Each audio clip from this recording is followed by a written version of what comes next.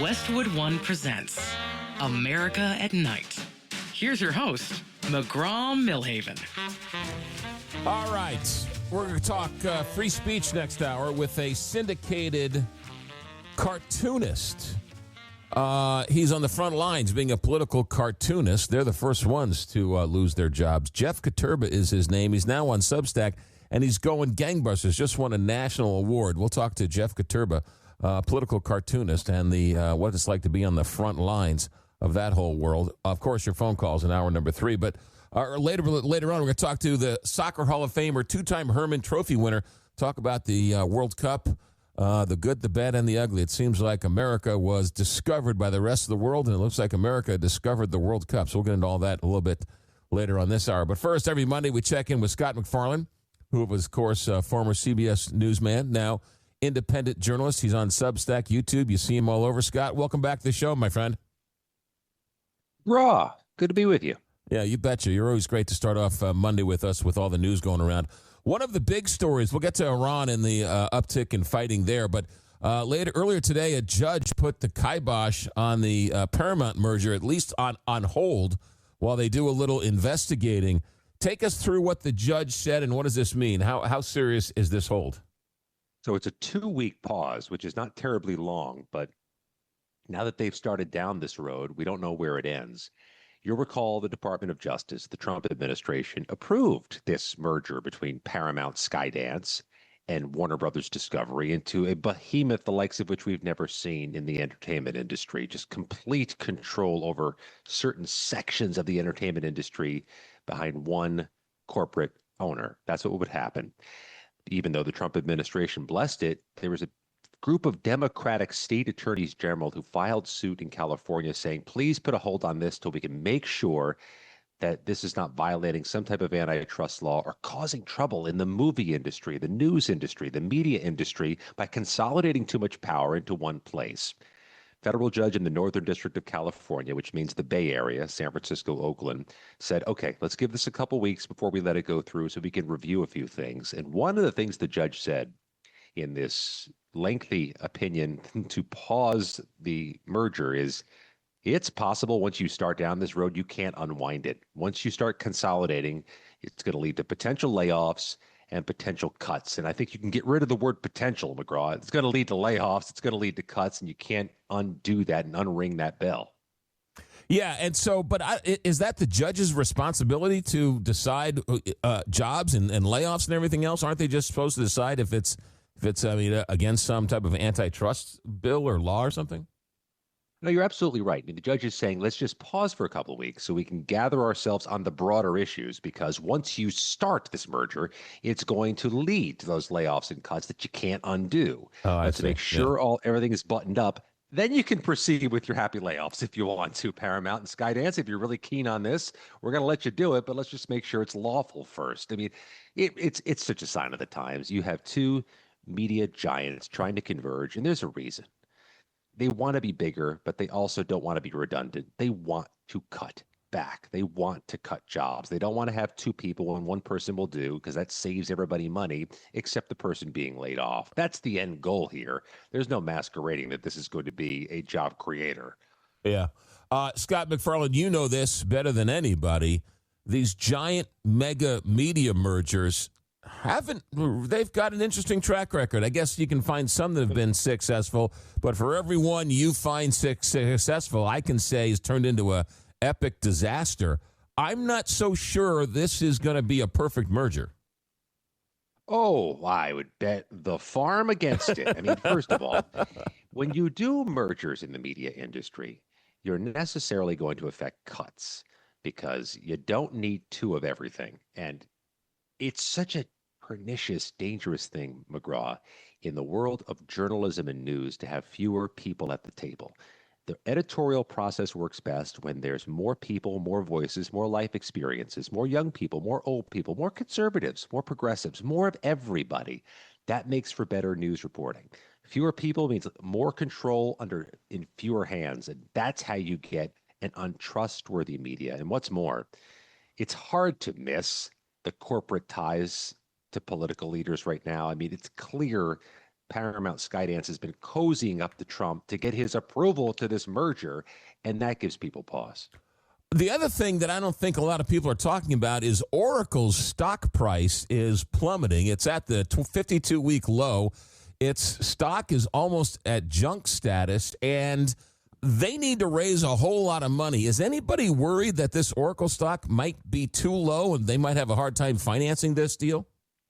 Yeah, and of course, Oracle's kind of the engine behind all of it because it is the father of Paramount Skydance's owner who owns Oracle and seems to be the economic engine behind a lot of this.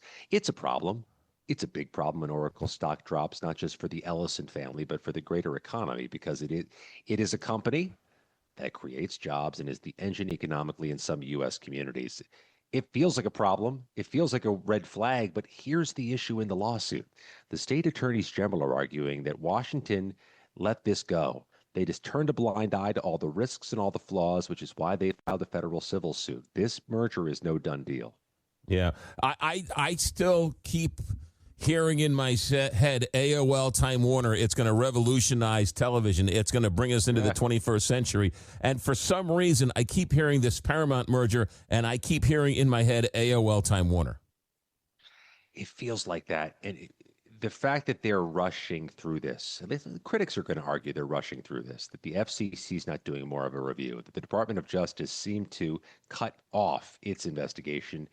That's never a good sign when you're rushing into big marriages. We all know that, right? Yeah. I don't know. I just find it, especially in media, it's hard to cut your way to prosperity. Radio's tried to do it and it hasn't worked, and TVs have tried to do it, newspapers have tried to do it. I don't know. We'll just have to wait and see. But it's a 2-week pause. We'll see if it's longer. All right, Iran jumps back on the front page, Scott, and it seems like we are escalating this war to the next level. It just gets a sense like this thing is going to be a lot longer than people thought. Let me start with the known knowns, and then I'll tell you the known unknowns. Here are the known knowns. We've started a 10th night of military strikes in Iran a few hours ago, and there's likely to be an 11th and a 12th night. The U.S. is retaliating to a degree for the deaths of U.S. service members in Jordan over the weekend. And we know the Defense Secretary, Pete Hegseth, makes a public appearance Tuesday midday at the U.S. Senate. He is actually testifying in support of a massive funding request he's making of Congress, which means of the U.S. taxpayers, for about $80 billion or so to pay the costs that have been accrued in the war in Iran so far and to pay the likely future costs for the ongoing war in Iran. He will have to answer questions from both parties about how things are going to end, what the end game is, and what the trajectory is. That's important because here are the known unknowns. We have no idea when the Pentagon's going to have another press briefing and actually update America on this war. It's been a minute since Hegseth and the chairman of the Joint Chiefs of Staff have faced the cameras and told us what's going on with the war. And all of this feels maybe disorienting for us because we were accustomed during the Persian Gulf War and the war in Iraq to getting those daily updates from the war room or from the Pentagon. Here's where we're going next. Here's our battlefield successes. Here's our strategy moving forward. We're not getting anything. And the only good read we have on this war, if you want to call it a good read, McGraw, is we see gas prices going up and down. And that's how we measure, I guess, where things are going. That's a terrible barometer for a war and for the public to gauge its success. We need to hear something. Tomorrow, maybe we'll hear something from Secretary Hegseth. Yeah, it seems like Iran just doesn't care how decimated their country is, right? President Trump and the administration keeps talking about how their military is decimated, but yet they still control the Strait of Hormuz. They can still create damage there. So this 10-day, 12-day, 15-day bombing campaign after it already was decimated, whatever they're doing, they're not stopping them from shutting down the Strait of Hormuz. I think that's a symptom of asymmetric warfare, isn't it? When Iran is using its leverage on the Strait of Hormuz and threatening either through its proxies or through its own foreign nationals potential terror strikes across the globe, that's a different type of war they're fighting, one that is untethered to the impact of bombs from the United States. What was most telling to me as the week begins here in Washington is the State Department quietly over the weekend issued a travel alert. A worldwide travel alert to all Americans traveling anywhere to keep a low profile because of fears of retaliatory terror strikes internationally by Iran. That's a hell of a thing. Yeah. And it speaks to the fact that we're not fighting apples and apples here. And they know we are 100 days from a midterm election. And they know the political tolerance and appetite for this war is minimal. All that is leverage for the Iranians. Yeah, and it looks like the goal of the Trump administration is to bomb them back to the negotiating table, bomb them back to opening up the Strait of Hormuz. I think they get a sense that President Trump does not want to send troops in, or he would send troops in. So they're sort of like, come and get us, more or less, right? They just don't. They're playing this game like we don't care. But they're saying that. It's not even so much more or less. That's the rhetoric they're using. It's provocative and it's designed to be. And bombing them will give the United States some leverage, but I think you're seeing the declining returns off of that. This feels like a long haul we're in here, and I don't think there's any guarantee Secretary Hegseth gets that money he's asking for tomorrow. There's no appetite from Democrats to support this, and I'm wondering how steely the spines are for $80 billion in taxpayer money among Republicans this close to an election in a war that's polling so badly. Yeah, we'll wait and see what happens. All right, Scott MacFarlane, it's really not Monday unless you give us an update on the reflecting pool. Yes. I wouldn't ring your bell on this if it wasn't worth ringing, McGraw, but there was a court hearing today that three-time Olympian who's charged with a felony crime for touching the water or touching the pool lining has submitted this 75-page argument to get his case dismissed. The defense team, and he's got an all-star team of D.C. lawyers backing him up, says Of course he does. The Trump team just ruined the criminal case because they've redrained the pool. They've been walking on the lining. They've been messing with the pool. They've destroyed all the evidence and spoiled the evidence in the case. If this case gets dismissed under this motion in the next few days, I don't know what Trump's going to do, but I know it's going to be a hell of an embarrassment for the Department of Justice, for the administration, and they don't take those things lightly. This story ain't going away. We'll talk about it next Monday. It's actually a pretty brilliant legal strategy, I guess, right? I mean, if that's the scene of the crime, where's the crime tape? And we need to investigate it and everything else. And if it's been drained and stepped on, then the scene has been contaminated and we can't investigate it. Kind of a pretty smart legal strategy. It's like juggling the knives at the crime scene. I mean, you're putting your fingerprints all over them. You're messing with the evidence. You can't have a case anymore. I don't know how this case stands up, but if it does, McGraw, trial set for September 28th. I'll get you a front row seat. Holy mackerel. Scott MacFarlane, as always, Substack, YouTube, and he's just about everywhere these days. Scott MacFarlane with us every Monday to get us started. Scott, have a good week. Thanks for checking in, as always. Right back at you, brother. There you go. Scott MacFarlane. Radio. His first love is radio. Great stuff. All right. Lots more to get to. It was the end of the World Cup, and I'm not necessarily a World Cup guy, but Argentina didn't really have a shot on goal most of the game. I don't know how that could be. So we'll get into that. But also, there's something that was really quite interesting about the World Cup that I don't think a lot of people saw, and that is that Europe and the world discovered how great America is. And you're hearing so many great stories about how teams that were Leavenworth, Kansas, how they became sort of fans of the team, and the Scots and the Brits who were in Boston, and it's like almost America discovered the World Cup, and the world discovered America again, and put away all of their petty jealousies and fighting and political infighting, and it just seemed like it was a 1-month love affair where the world came to visit America, and the world rediscovered America. They fell in love with our suburbs. They fell in love with our ice cream. They fell in love with our bars. So it's a really interesting story. We're going to talk to Al Trost with us. He is a soccer Hall of Famer, a 2-time Herman Trophy winner. That's like the Heisman Trophy. He was on the U.S. national soccer team, was a U.S. Olympic soccer team member. And we're going to talk to him about what he saw in this World Cup. And we're going to do that next. Stay right there. America at Night, just getting started.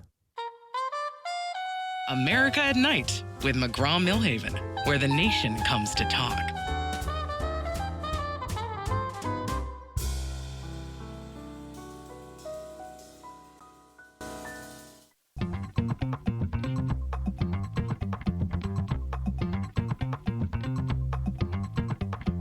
This is America at Night with McGraw Milhaven. All right, don't forget text messages, 1-844-2-McGraw. Don't forget about voicemails as well, 1-844-2-McGraw. Same phone number for texting or voicemails. And, of course, we'll take live phone calls. in hour number 3. So this weekend I went to go see the Odyssey. And I did not go to the IMAX 70 millimeter, though I didn't know this, but there's only like 25 theaters in the country that have the 70 millimeter IMAX, which it was filmed in. And St. Louis has one of them. Turns out it's sold out through like St. Patrick's Day of next year. So good luck getting a ticket. But I went to go see the Odyssey. And I'm certainly no movie critic by any stretch of the imagination. But I figured, it's an epic movie. You go, you sit down, you enjoy it. The girls were doing something, so I had nothing to do. So I was like, I'll go to the movie. So I went and saw it. Here's my review. I don't think I'm giving up any spoiler alerts since Homer wrote it 5,000 years ago. If you haven't had a chance to read, he makes it home, okay? I don't want to spoil it for you. But no, seriously. So it's I thought the drama part was really good. It was really interesting, and it was really juicy. It was really interesting and really fun. What the problem I had with the movie was not that there's gratuitous violence. Okay, fine. People blowing stuff up, people killing people, people chopping people's heads off. Okay, fine. But what I don't get is, why do I care as an audience member? Some random person who's on the screen for 30 seconds and another random person on the screen who's on the screen for 2 seconds, they each chop each other's heads off. And that goes on for 10 minutes. It doesn't make any sense to me. It didn't propel the story. But when the story was there, it was really interesting. And one of the neat things about it was you could see that all the other stories, all the other movies and TV shows and sitcoms and books and every story you've ever read or heard about or told, right, works its way back to Homer's Odyssey. It's like the beginning of stories, and every story you've ever heard of a man trying to come home, a man searching for his wife, a boy searching for his father, a boy dealing with his mother, right? All of these stories that have all come together, right? Oh, you're like, I saw that on There was an episode of Mary Tyler Moore just like that, right? They all harken back to Homer's Odyssey. So it was really good, except it didn't need to be 3 hours. I mean, there was a lot of just wasted time of people killing each other. That was my 2 cents. It was good, and I'd like to go see it on the 70 millimeter, but gratuitous violence for gratuitous violence just doesn't make any sense to me. It's like, get to the story. Stay right there. Talking World Cup soccer and how it all ended up. The recap next on America at Night.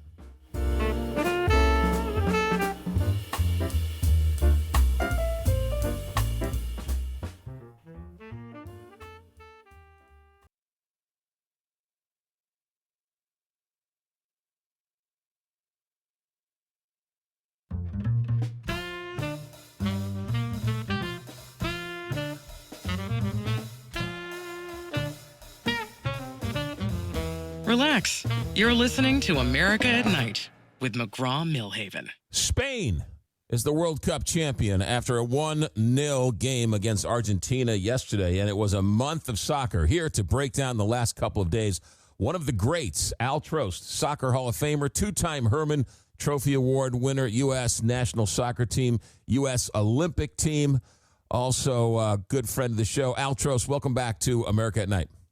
Thanks, McGraw. It's a pleasure to be here. All right, let's talk first about the actual game on the pitch, if you will. What happened to Argentina? How do you have no shots on goal, and how does Spain have 20 shots on goal? How does all that work? What happened to Argentina? Well, I'm not sure what happened to Argentina. I think they had to do to keep themselves in the game. I think from the very beginning, Spain is so good with keeping possession of the ball. They had the ball. They had the organization. They had the pressure, put on Argentina, all the time. And it was kind of unfolded the way we kind of thought it would, but we thought Argentina would be a little bit more into the game. But I think just the overwhelming pressure and the possession game of Spain just wore down Argentina. But you got to give Argentina credit. I mean, they played very good defensive soccer, although the shots were there. But they played a great defensive game to stop some, great chances that Spain had. And then in the waning moments of the game, and actually in the overtime, actually at the end of towards the end of the game, one of the Argentinian players got his second yellow card, and so he was ejected. And so Argentina had to finish into the overtime with only 10 players. So here, lo and behold, Spain scores at I think the second overtime period, and for the last 15 or 20 minutes, Argentina, through just desire, grit, they had opportunities to tie the game, and you got to give them credit there. Yes, we didn't see him for 99% of the game, but there was something there. The Messi influence maybe was there, although he was pretty much taken out of the game also for the entire game. Yeah, that was that was my next question. Was Spain successful in doing what no other team could do, and that was to neutralize Messi? There's no doubt about it. And I think the player that was given the gold ball, I guess the player of the tournament, was Rodri from Spain, and he just played exceptional. Just keep the ball away from Messi, and when he did get the ball, he had very few options, and Argentina had a hard time dealing with that. Yeah, because when he gets the ball, he's so dangerous. I mean, other teams tried to stop him; they just couldn't do it. Spain was the only team that was really successful, right? Yeah, they were just so well organized and so well defensively organized. You just got to give them credit. They're just a really good team. Take me back. Go ahead. Yeah, go ahead.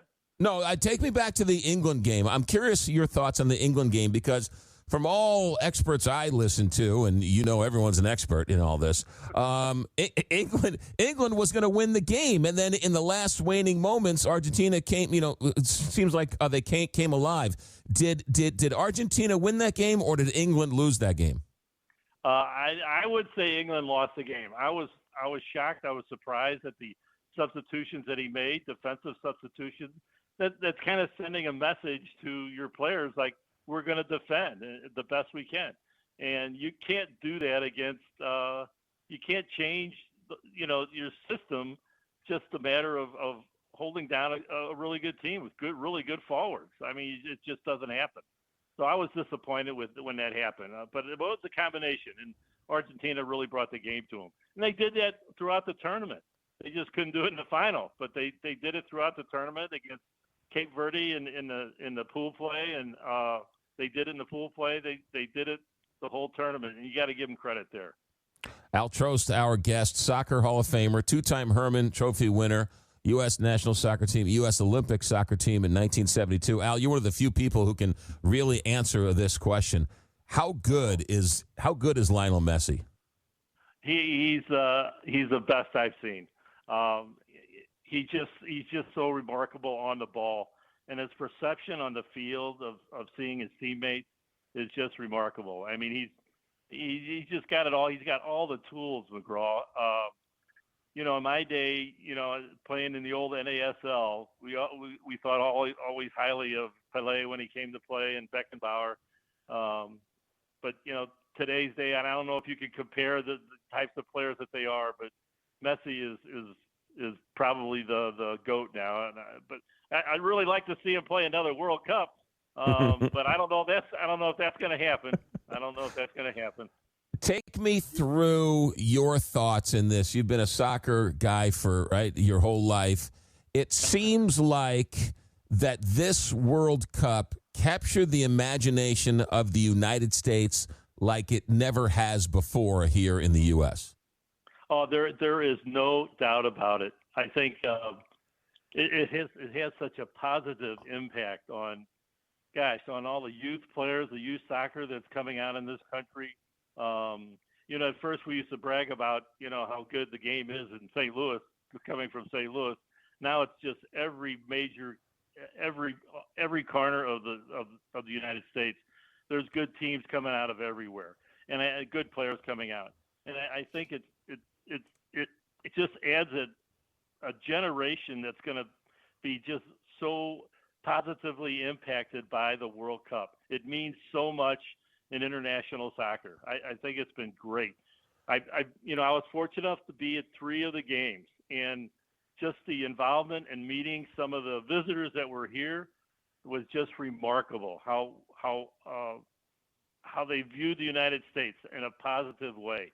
And there's just so many. It's going to be this generation that's coming is going to just see more and more soccer on the TV and on the media.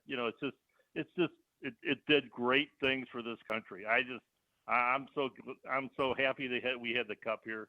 It was just amazing. One of the things I thought was most interesting was the fans. People were talking about it. Even people who weren't really paying attention to soccer or who aren't soccer fans were watching it, were paying attention to it. It seems like it crossed over from just the soccer fan to the average fan who was watching it just to be a part of the activity and part of the fun. And I think that's going to grow. I think it's going to take off from that. I think it's going to capture those people who were just average fans. Yeah, you're right. I went to the airport a couple of times, to go to some of the games, and everybody's got their phone out. They're watching the game. They're sitting there watching games, that on their phone. And you just never saw this before. And it was just great to see. Yeah.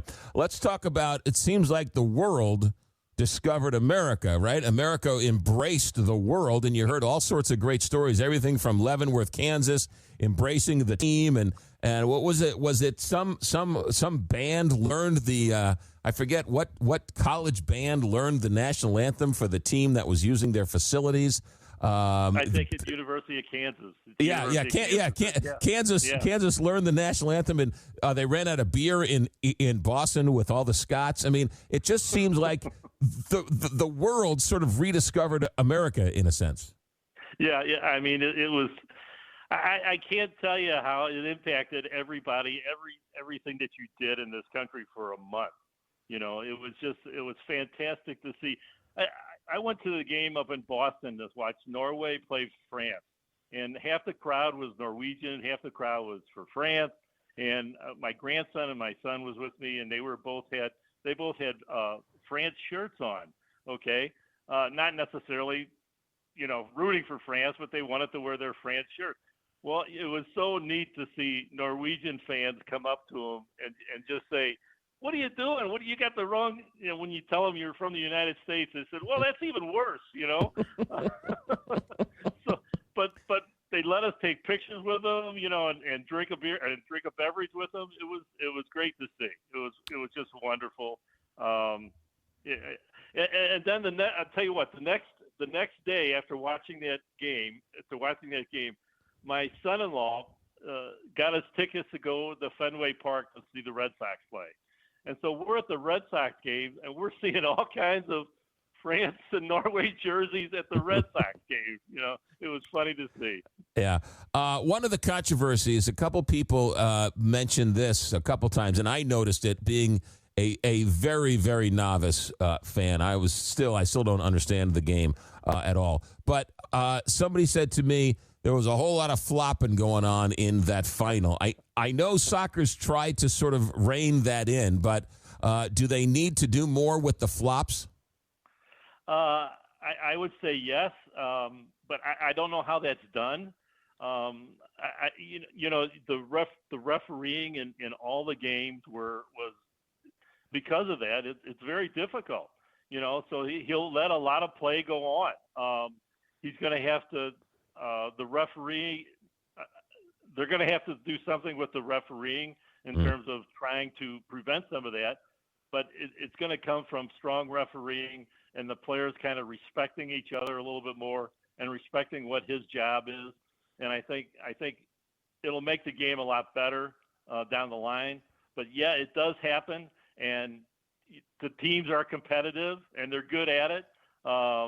And the referees are becoming better at calling what should be called and maybe not calling what should not be called. And I think the refereeing, in generally speaking, in the World Cup was very good. It's a difficult job. But I thought it was excellent. Yeah, it looks one way in live action, and then when they slow-mo it, you're like, oh, that guy deserves an Academy Award. That's a great acting job that guy did. And the referee saw it. Yeah. And right. the NBA a couple years ago complained about the flopping, and they tried to sort of curtail that in the NBA. I'm with you. I don't know how you do it, but there's got to be a way to sort of at least limit that or at least try to. Yeah. Last question for you, Al. Where does the American team go from here? Well, I'm not sure. I think they continue to progress. I think they're going to have to make a decision, and they probably already have with the head coach Pochettino and what he wants to do. I'm thinking. I think I would like to see him stay. And I think generally the general impression from most of the players is positive towards him. Unfortunately, I think the U.S. team made great strides in the games. I know the game that they lost against Belgium was a catastrophe to say the least, but I think they made great strides. They were played very positive. It's just unfortunately that when we think of the U.S. in this tournament, we think of that last game, and that's very unfortunate. I think we got better. We're going to have better younger generation of players coming up that are going to be, very good players. Well, I have to leave at least a nod to the women because the women are coming up. Where's the World Cup for the women next? It's in Brazil. Brazil. And speaking of the Women's World Cup, this is the first time now Spain has won they're holding the Women's World Cup, and now they got the men's. Oh, all right. And that's next year? Is that going to be next year? Next year in Brazil. Yeah. And the women's team is, right, are they still a juggernaut? Are they still the team to beat? Or I guess the Spain is, I think so. They're gonna be one of the top three teams. Yeah. They're still very good.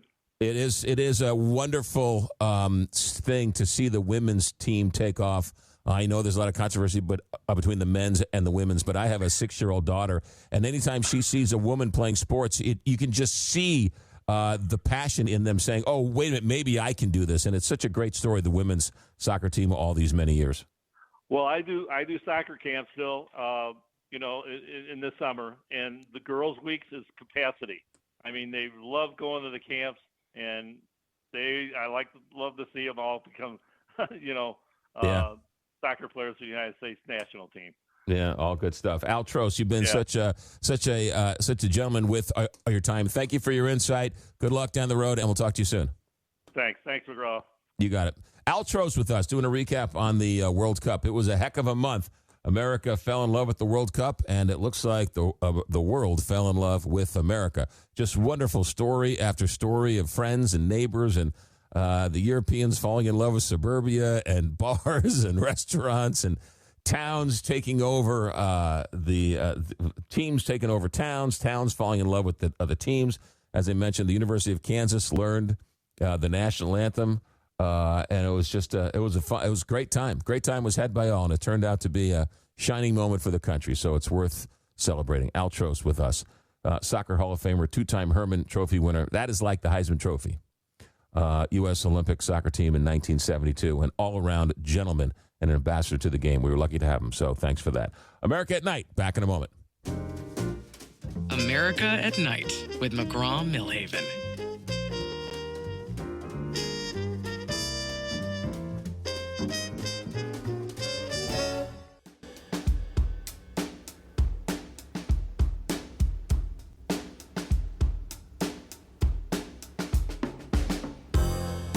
You're listening to America at Night with McGraw Milhaven.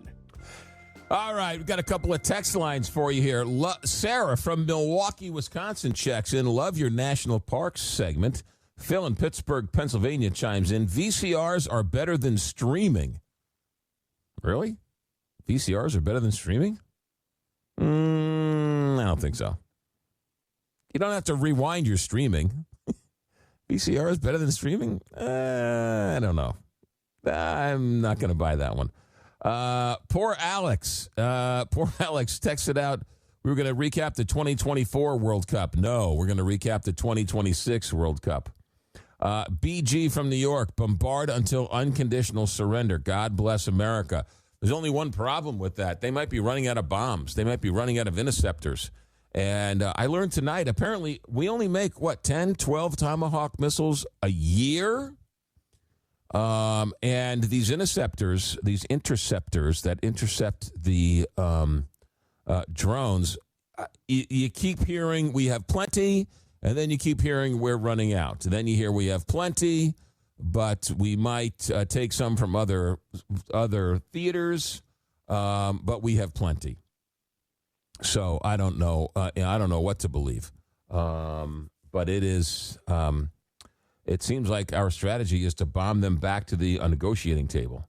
So we'll see how all that works. Sarah in Charleston, South Carolina. I love the audience and I love your stories. You have a great show. Thank you very much. Raymond in Oregon says tough crowd. Yes, it is a tough crowd. All right, we got lots more to get to coming up here on the show, including next hour. Jeff Koterba spent 30 years as a political cartoonist for the Omaha World Herald. He left there, wrote a book, and now just won a national award for his political commentary on his cartoonists. And who knew that writing political cartoons was fraught with all sorts of controversy? I used to love a good political cartoon. I used to love cartoons in and of themselves. But newspapers have gone away from cartoons, and oftentimes the cartoonist is the front line on the free speech wars. We'll get to all of that with former Omaha World Herald cartoonist Jeff Koterba, who is now big in France, apparently.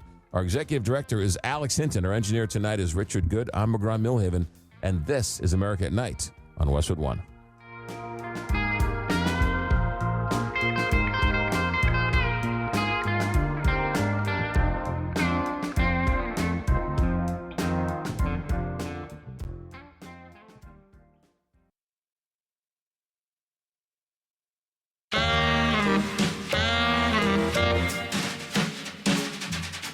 Westwood One presents America at Night.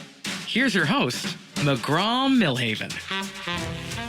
Have you gone, political cartoonists? Oh, where have you gone? I used to love me a good political cartoon. They were funny, they were inspirational, they were satirical, they were hard-hitting. Oftentimes they got people in a whole lot of trouble, but it was a great way to sort of sum up the news of the day with a political cartoon. And they were everywhere.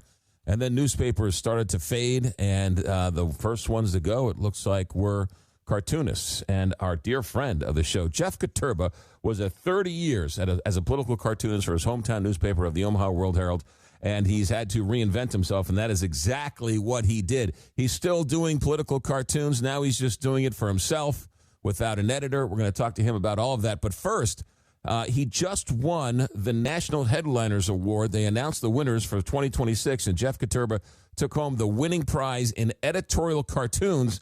And this happens to be his second appearance on the Larry King Show. Jeff Koterba, political cartoonist, welcome back to the Larry King Show. Hey, McGraw, thanks very much. It's kind of come full circle, you might say.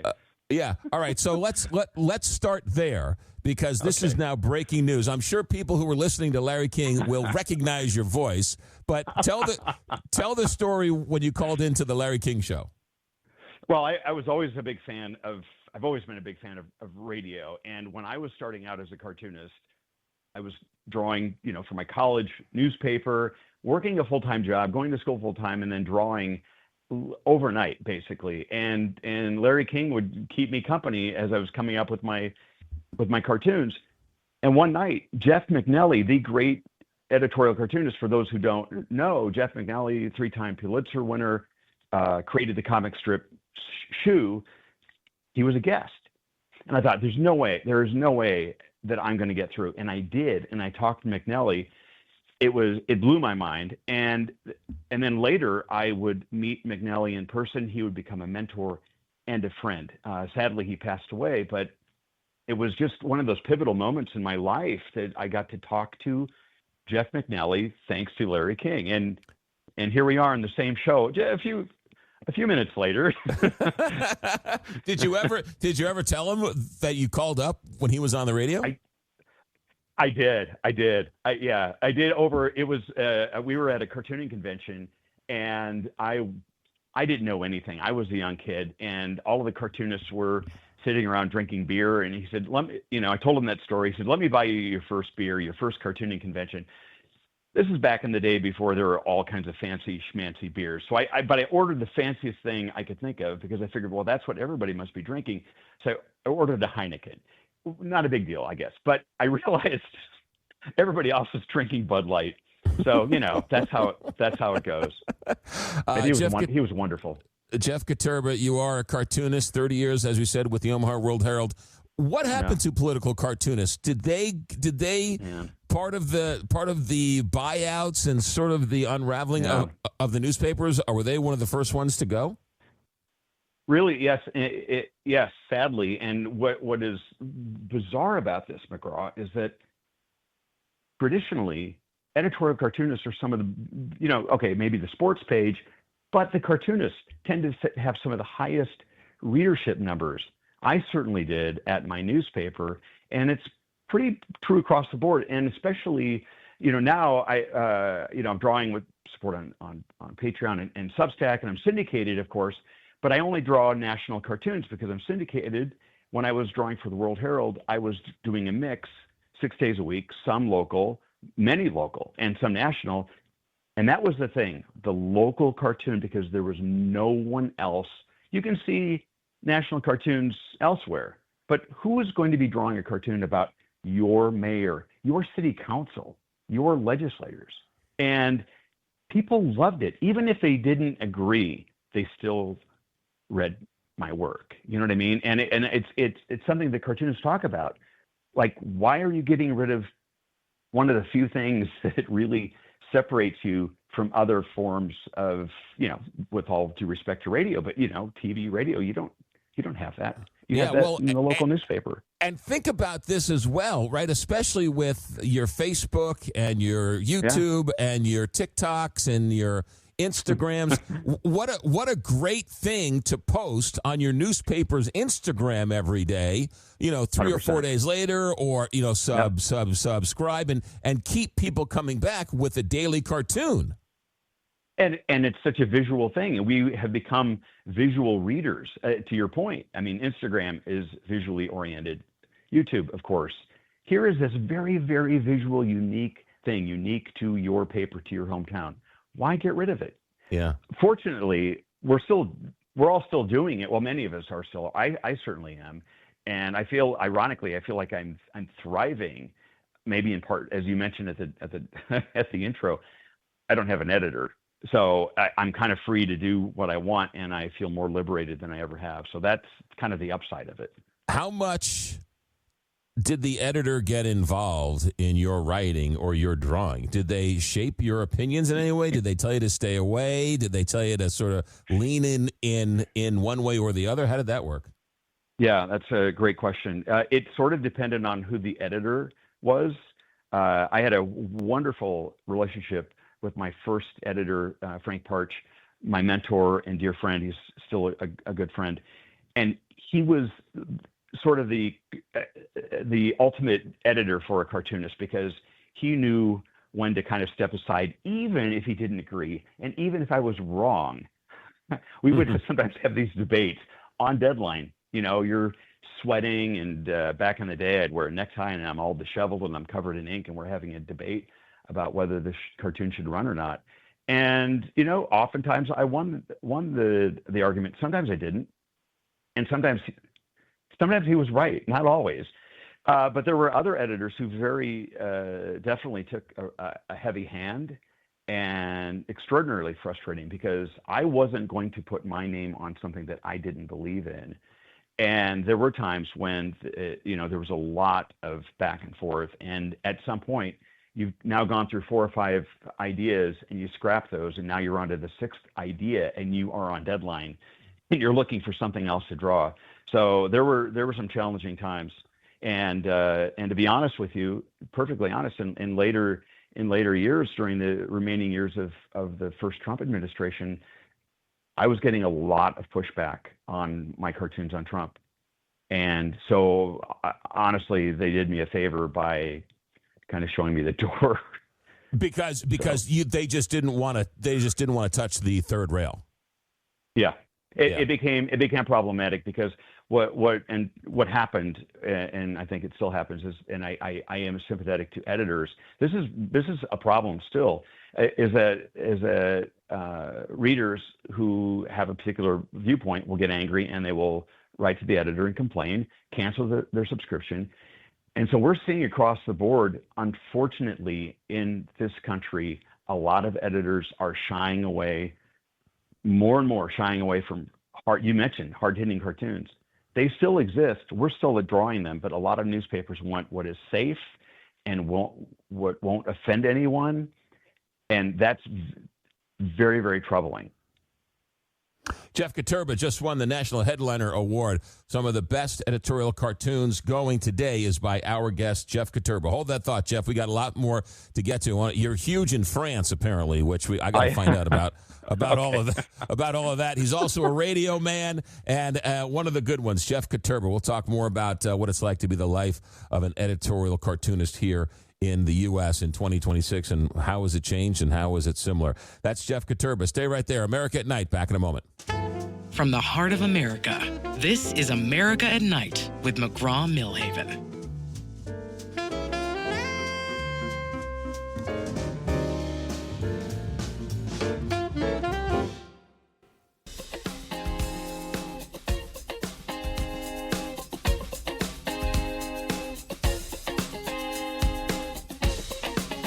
Coming to you from the heart of the nation, this is America at Night with McGraw Milhaven. Jeff Koterba, longtime political cartoonist for the Omaha World Herald. Now he's out on his own talking about the craft. Jeff, we should mention before we get too far into this, you are on Substack. Tell us where we can find you and where can we see your cartoons? Super easy. Yeah. Jeffrey Koterba, Koterb as in boy A, at Substack. And I'm there, and I post all of my stuff there first. I post rough sketches. I also do a lot of creativity workshops and things like that. So I love to share my creative process.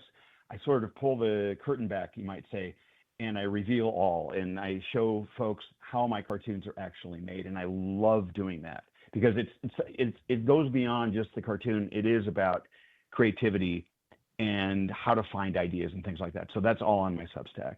Beautiful. Instagram, good. all the things. So good. Pat Oliphant passed away, one of the legendary Washington Post cartoonists. Did you have much interaction with him throughout the years?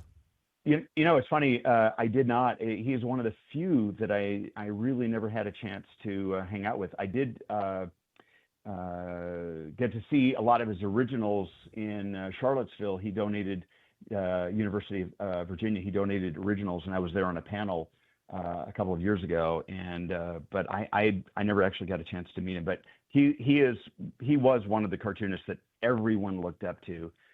But Jeff McNally, big mentor for me, and Jim Borgman and others. So I was fortunate to have.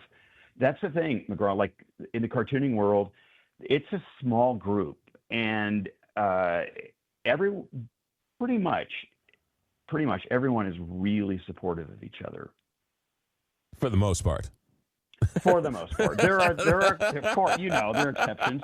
But when you're I won't tell. But when you're starting out, like and somebody like Jeff McNally, as we talked about earlier, to take you under his wing, it was kind of mind blowing. But they were just the generosity, and I think part of it is you can't really go. There never was a degree in editorial cartooning from any university. Each and every cartoonist has made his or her own way into the craft, either through journalism, through art, through some other weird place that you don't even think about. You know what I mean? And so you kind of have to carve your own path. And other cartoonists see that. And I like to think that I've done that for others as well. Sort of a comedian, right? There is no way to become a comedian. You just have to get up on stage and start telling jokes, and you just you learn from your mistakes, I guess. 100%. I'm a big believer in that, though. Really, honestly, no matter what it is, whether it's cartooning or any other creative thing, or learning French or whatever it is, I'm afraid of a lot of things, McGraw. So I like to jump in and eat the frog, as the saying goes. Get that out of the way. Let's just jump in. I will make all the mistakes, and hopefully it'll get better from there. So let's go back to Jeff Koterba, your Trump drawings that got you into trouble. I know you well enough to know that you're an equal opportunity offender. You didn't necessarily, you weren't just offend one, you would offend all, right? I mean, you didn't care where your idea came from, just as long as it was quirky or funny. How did you sort of come up with all that? Yeah, that's a great point, McGraw, and that's still true, although there are those who wouldn't believe that now because I do a lot of cartoons about Trump, but that's where we are right now. I am a passionate centrist. I'm a registered independent, and I've always, called them as I see them kind of thing. And so during the Clinton years, I was drawing a lot of cartoons about the Clintons. I did a fair share on Obama, on Biden, and it just turns out that we are in this really bizarre and dark time, I believe, in our history, and I can't help it. I have to draw what I'm seeing, and I've never seen anything like this, as most of us haven't seen anything like this. Back in the day, there would be times when I would literally get a phone call, I'm not kidding, or an email, one after the other, and one person would say, you lefty, whatever, and the next person, you right winger or whatever. I don't really get, sometimes McGraw on the same cartoon, which is like, okay, that's, and I used truly, I'm like, did you read the, but over the course of my career, I've always tried to find cartoons that we can, maybe topics that maybe we can find some common ground. That is getting really difficult now. And again, as we are now, like, where we are with what's happening in the White House, I can't help but draw what I'm seeing. Now, I do, again, find other topics, for example, AI. And I think that I like to think that maybe, I think AI is fine for a tool. I use it as a tool, but I don't want it replacing creativity. And I like to think, okay, maybe if I'm drawing cartoons about robots, maybe that's something we can all say, okay, I see where he's coming from. And I have yet to receive any hate mail from a robot.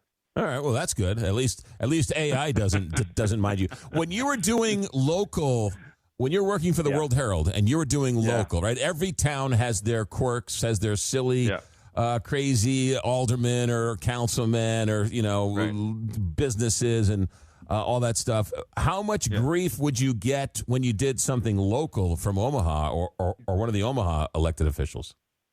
That depended on who it was. There were some mayors. There was one mayor in particular who, no matter what I drew, his office would call and demand a retraction. And of course, no, there's not going to be a retraction. There was another mayor, I will say, Hal Dobb, a Republican mayor, and I criticized him a lot. And I will tell you that he often told me, he said, I don't agree with what you drew, but I will defend your right to say it. And I thought, my gosh, this is amazing. This is how it should be. And, he had respect for what I was doing. And, but again, it would depend on who it was. There were others who just, other elected officials, I won't name, who would call me and rant and rave and use profanities and, demand a correction. But again, there was nothing to correct because I was right. Yeah. You see, to me, this is what an egomaniac I am. If you would draw a picture of me and criticize me in the local newspaper, I'd send you a bottle of champagne because that's, you're talking about me, right? We'll come back and talk about that because, right, once you're parodied by the great Jeff Koterba, once you're parodied on Saturday Night Live, you have arrived in town or whatever, right? That's sort of the whole idea. Jeff, where do we get your Substack? Stay right there, but tell us, where do we get your Substack? Yeah, jeffreykoterba.substack.com. Easy peasy. Good. Stay right there. Jeff Moore with political cartoonist who just won the 2006 Headliner Award for editorial cartooning. Jeff Koterba, one of the greats, and just won this national award. So we're talking to him. Questions, 1-844-2-McGraw. Comments, emails, text messages, 1-844-2-McGraw or 1-844-262-4729. Back in a moment. More with political cartoonist Jeff Koterba. Relax. You're listening to America at Night with McGraw Milhaven.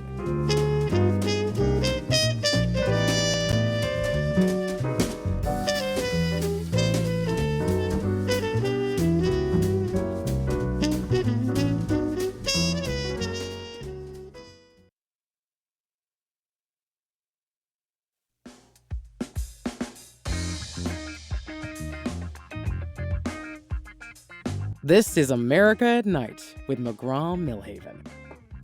It's the top spot in the major journalism award, the National Headliner Awards. Our guest, Jeff Koterba, has just won the 2026 Editorial Cartoonist National Headliner Award. Jeff, JEFFKOTERBA at Substack. You can look at all of his cartoons there. Jeff, talk about the time lapse. Do you have a video on your Substack of you drawing and people can see it come alive as you film it? Yeah, and it's Jeffrey, but you can find me. No, that's okay. I just want folks to find me. Yes, so it's funny. I was drawing old school. I was all about pen and ink, paper, making a mess, and then the pandemic hit, and I was still working at the newspaper at the time, and I had to be socially distant.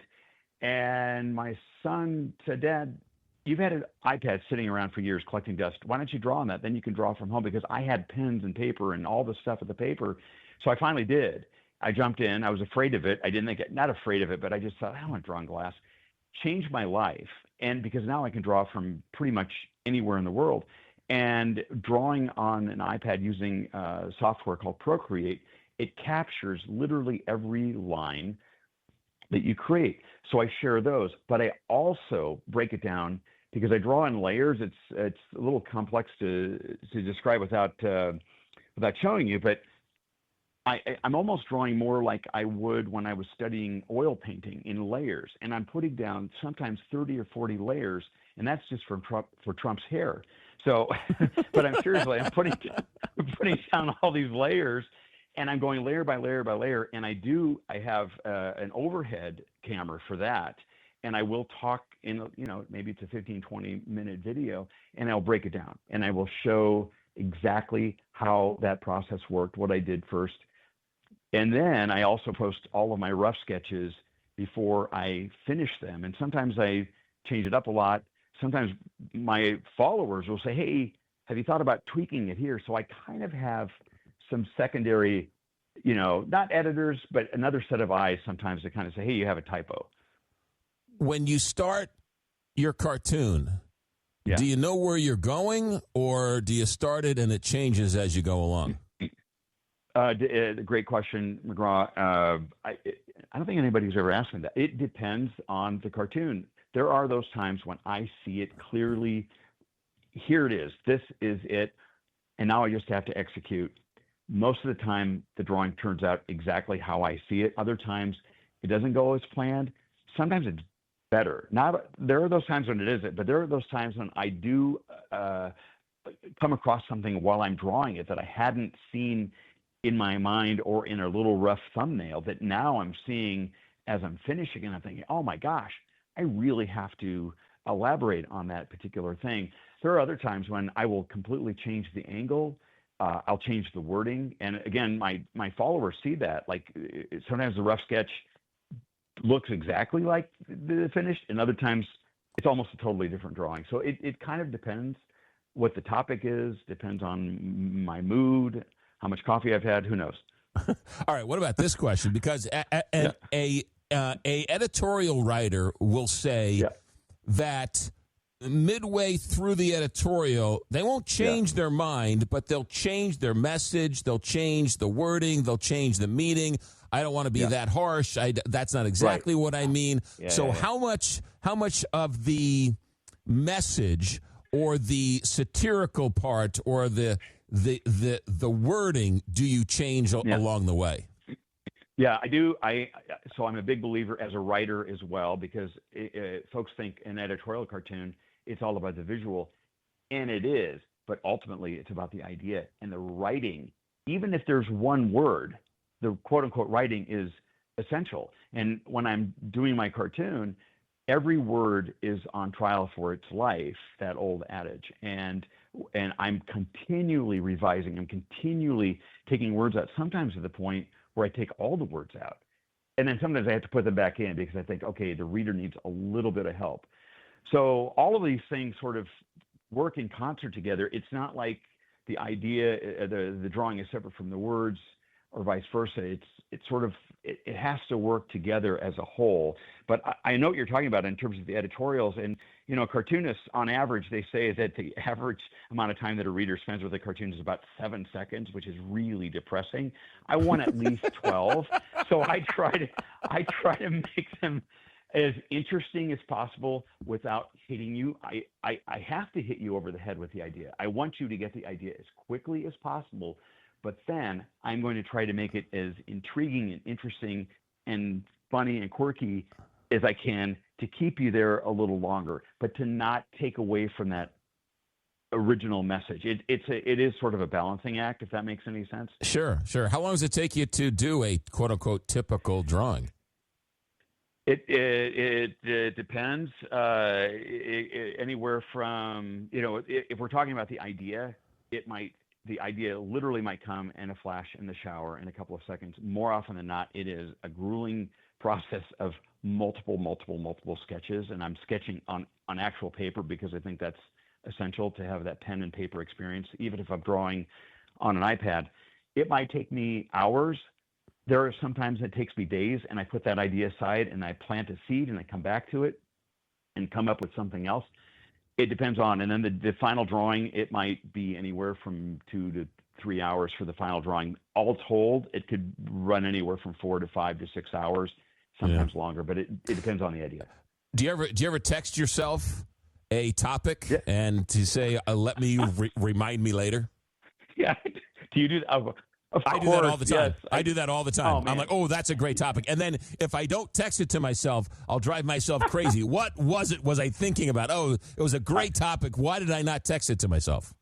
It's that old Seinfeld thing. He writes it down and the maid takes it or whatever. So I'm a big believer in handwriting things because I find that I do sometimes do the text message or method, or I'll email myself, but I will also handwrite stuff in a notebook, even if I never go back to it, because I think that there's something about that mind-body-hand connection. And sometimes I will find that more ideas come if I'm doodling or sketching or writing the idea. Suddenly there's more flow. Well, yeah, that's like, right? Nobody, you can't sit down and start thinking. You have to be making an omelet, and then all of a sudden you just start thinking, and something spurs that whole creative juice. Yeah. Exactly. Yeah. You got to dive in, and people who you can't wait for inspiration. They say, well, what if you're not inspired? Well, you don't have an option, and that is something I think that my training at the newspaper drawing every day, every single day, without fail, it does train you. I'm a big believer in the creative process for all things, and if you show up at the same time or as close to the same time as you can. Or if you show up every day, your muse, however you think of your muse, whatever that is, your subconscious, God, the universe, whatever, an actual muse, your muse will say, hey, wait a minute, Jeff is serious. McGraw means business. I'm going to show up for McGraw. I'm going to show up for him now because he is showing up for me. And I really believe in that. And you train your brain to start figuring things out. And it really does. Not that it gets easier, but in a way, it kind of does if you keep doing it long enough. Well, and since you don't have a deadline, that's a different whole mindset either, because you can post whenever you want. So it's almost more dangerous or scarier because you don't have a deadline anymore. Well, here's the thing. I haven't told myself that. I do. I tell myself that I do have a deadline. And I promise my subscribers that I'm going to give them 3 cartoons a week. And I adhere to that at minimum, if not more than that. And also because of syndication, because I depend on that financially as well. And there's not a lot of money in it, but it's something that kind of piecing this together. So I'm in, 700-800 newspapers, and I have to adhere to a certain schedule to make sure that I'm meeting kind of a quota for syndication. And then with my, France outlets too. So in a sense, I do. It's not maybe quite the same thing. I mean, there were times at the newspaper when I literally I was running down to the plate making room with my cartoon, and I'm cutting and pasting and gluing words down to fix it. So not quite that bad now, but a little bit more leeway. Yeah. So 700 newspapers all around the world, all around the country. Where are you? Yeah. So mostly that. So the 700 newspapers through Kegel Cartoons. Here in the U.S., and then additional outlets in Europe through another organization called Cartooning for Peace. They were formed out of in the aftermath of violence against cartoonists, and so I've been able to land in Le Monde online and on, for example, France 24, one of their national news programs, and I'm on there quite a bit actually. And I translate my own cartoons into French. I started learning French several years ago and started a French conversation group in Omaha, and because of that, I can now translate my stuff into French, and I have friends double check my French. But yeah, so it sort of opened up things for me in a way, which is, to me, it's super interesting, kind of relating to what I said earlier. Sadly, a lot of editors, I get it, but they're overworked, underpaid, and they're hesitant to run hard-hitting cartoons. And so a lot of the cartoons that I cannot get published in America, I'm getting published in Europe.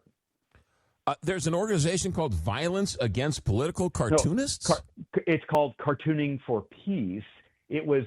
I'm sorry. It's based in Paris. It's an English name, Cartooning for Peace, formed in the aftermath of violence against cartoonists. So it was in response to the violence that was being done to cartoonists, but it's called Cartooning for Peace.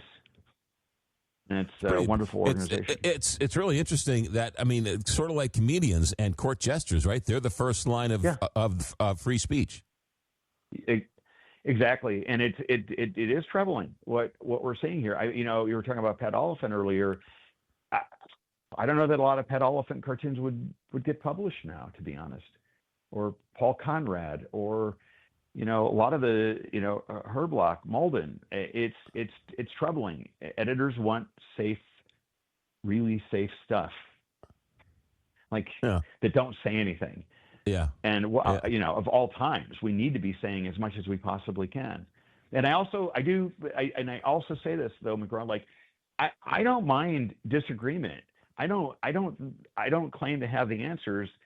This is my opinion. And if you want to disagree, awesome. Just do it respectfully. And that's the thing, every once in a while, somebody will disagree with you in a respectful way. And it's like, this is awesome. This is America.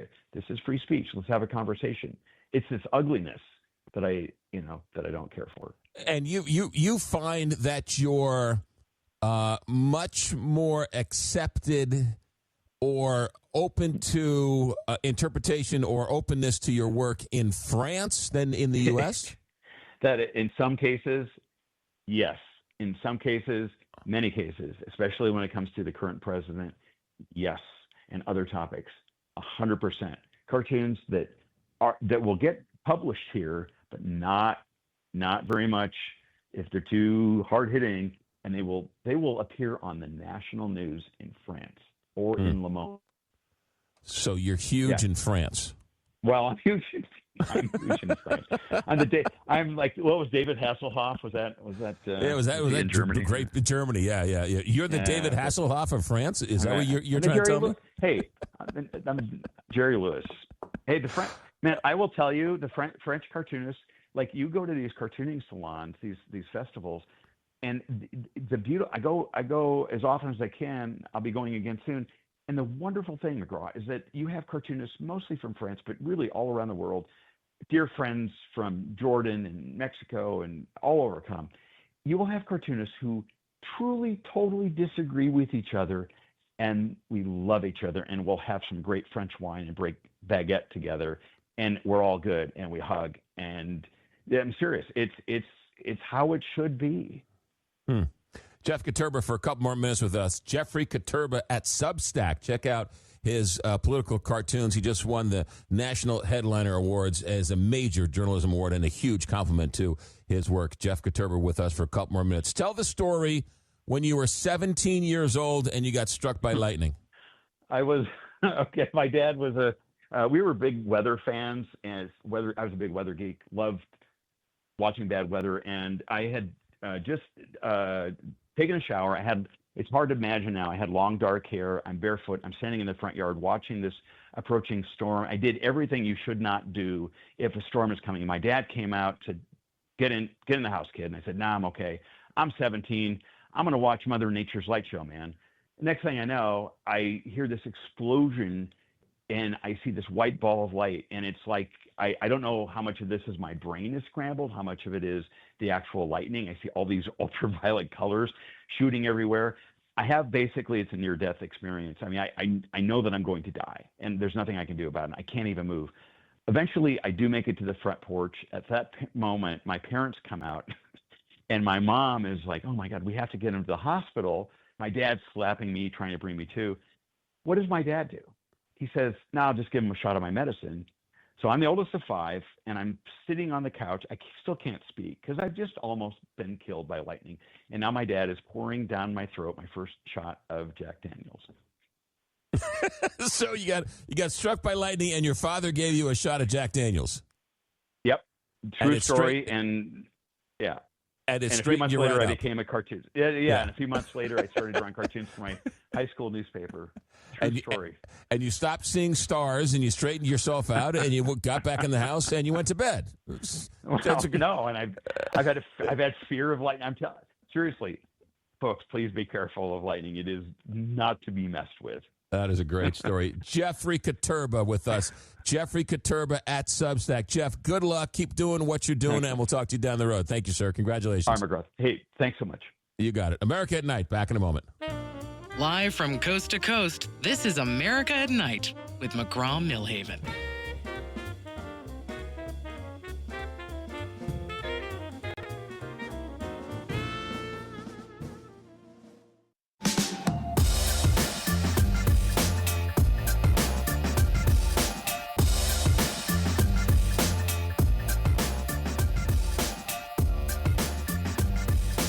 Welcome back to America at Night.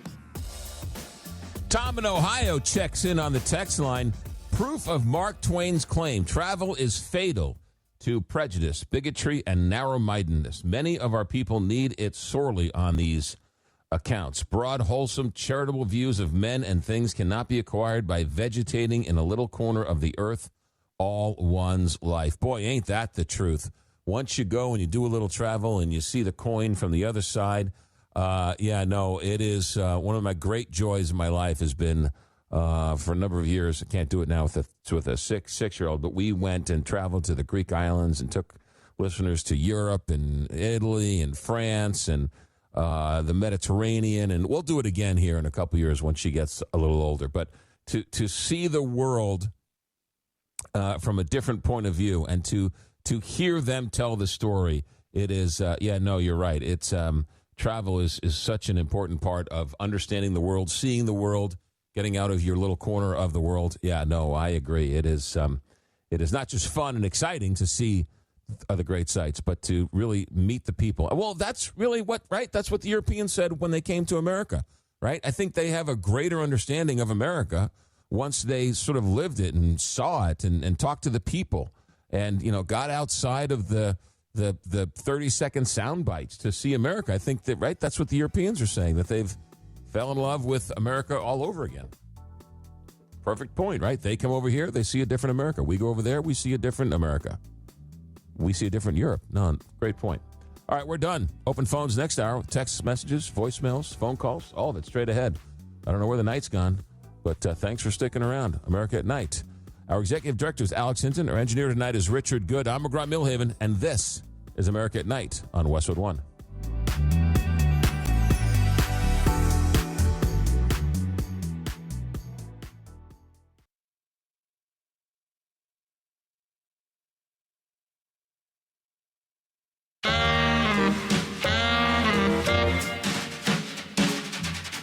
Westwood One presents America at Night.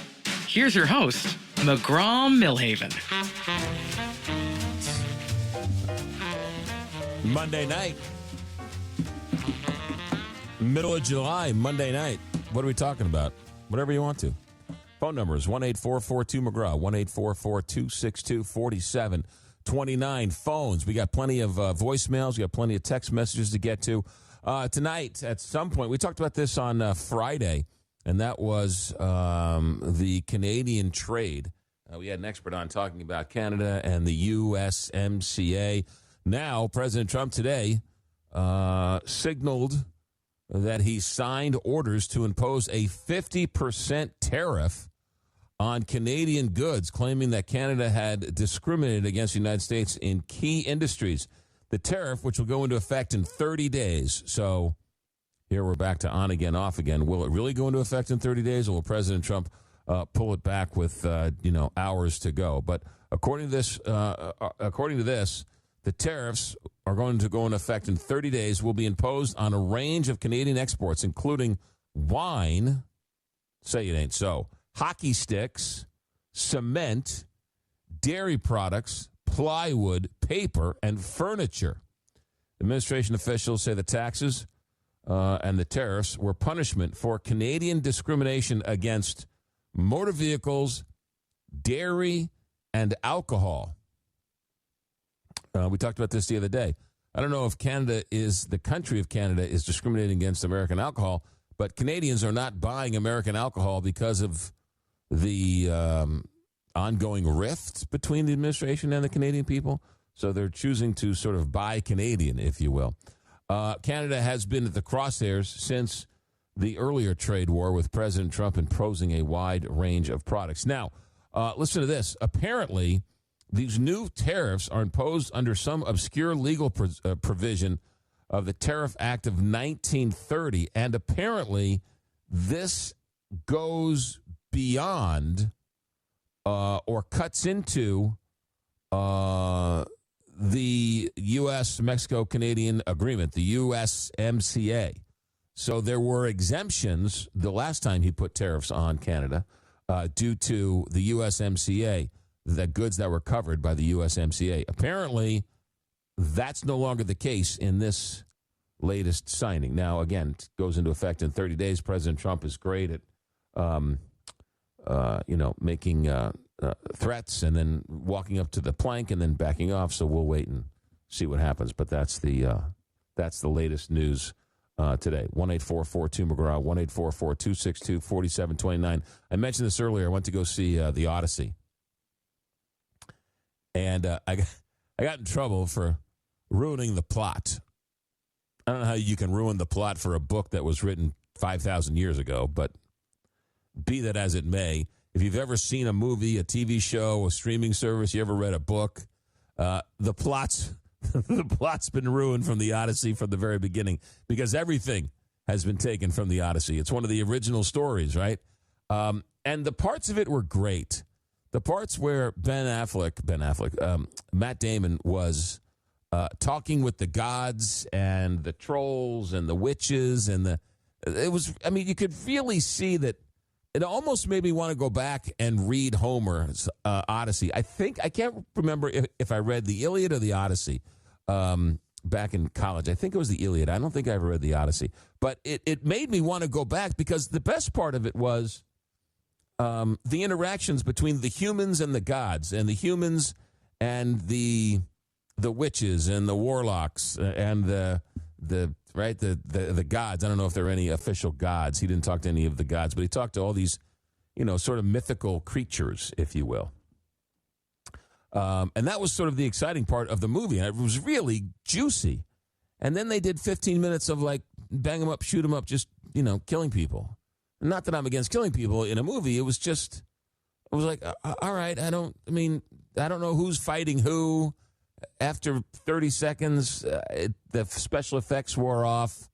The whole Cyclops scene could have been cut, by 85%, but whatever. But overall, I thought it was pretty. I'd like to go see it on an IMAX.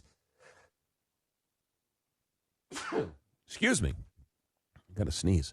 I would have seen it on an IMAX. I would have gone to have seen it. I'll go see it again, just to make sure I didn't like it. But it was, it was worth my $15, except for the person who sat next to me talking to his wife the whole time, and his wife had her phone out the whole time. Outside of that, everything else was fun. So there you go.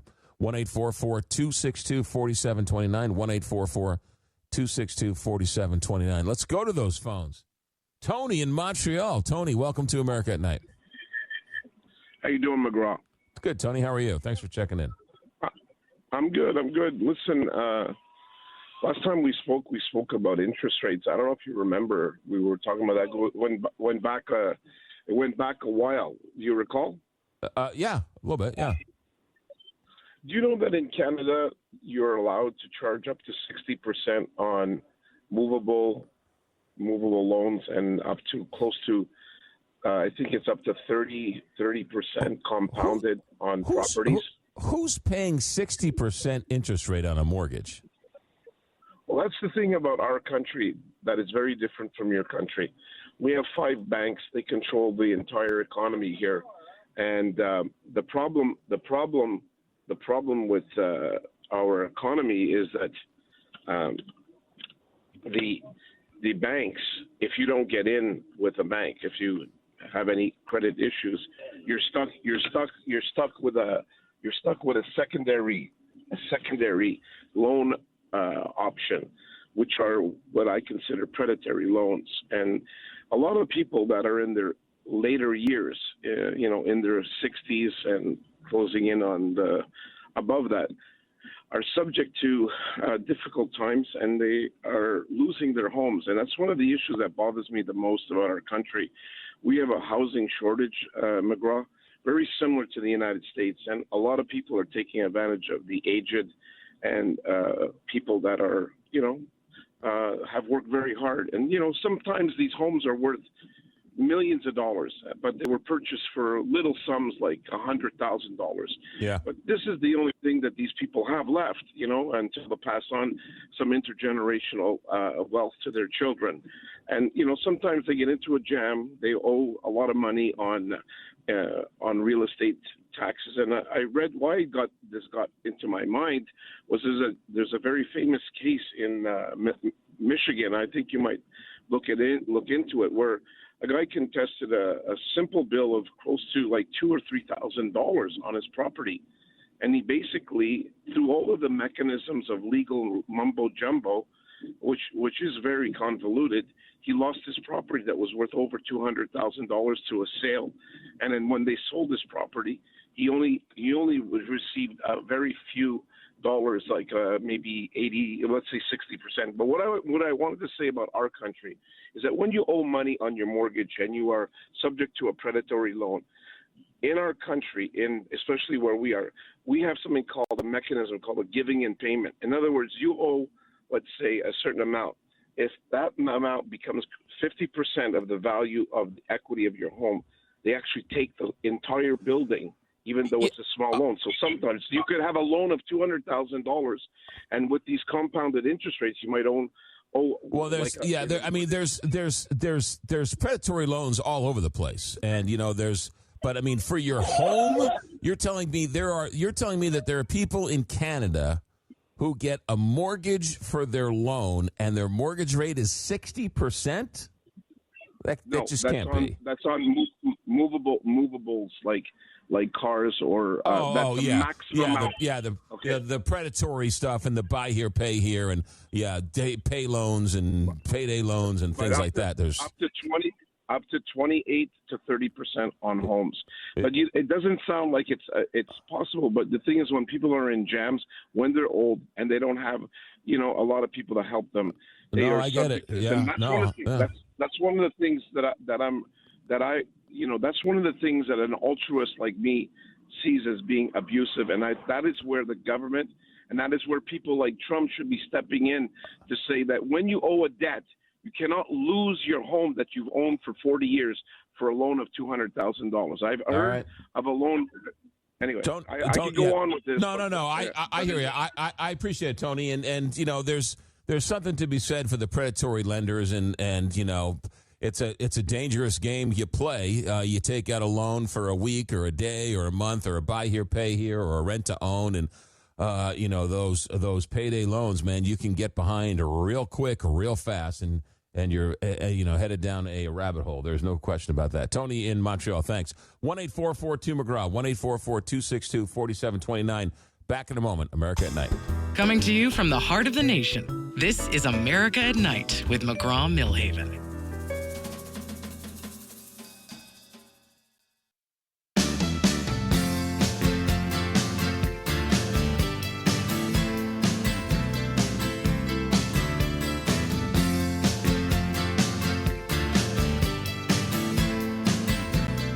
Call 844-2-McGraw and be a part of the conversation on America at Night with McGraw Milhaven.